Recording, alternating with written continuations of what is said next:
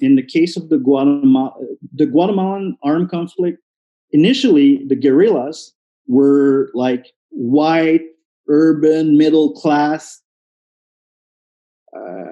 students, or not rebels, but I mean, at the beginning, like what was like the guerrilla was mostly like in urban centers in Guatemala City and all that. Afterwards, the conflict went in the Western Island, notably, where like peasants and indigenous people are the majority.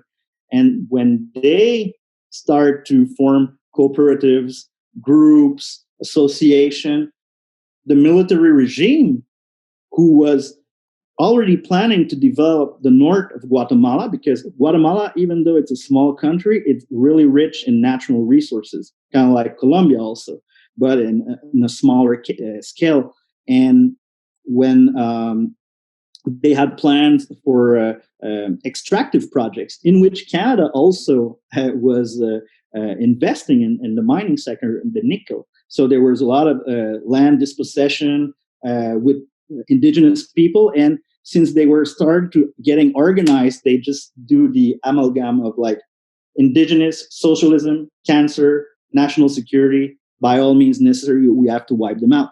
So it was at the same time historical racism, systemic racism, but also they're impeding the development, because there's always this narrative: we need to get developed. We're a third world country, and like these people are an obstacle to the development of our country. So it's a mix of all that, I would say, and we still see that with the way there's a lot of resistance and opposition to extractivism project in Guatemala in the 21st century, because it's the same groups who were affected by the internal armed conflict, some of the same regions that are mobilized against that, and then the Guatemalan government will do some repression, because we have to protect the investors. We need to develop our country. So it's a mix of both those motives.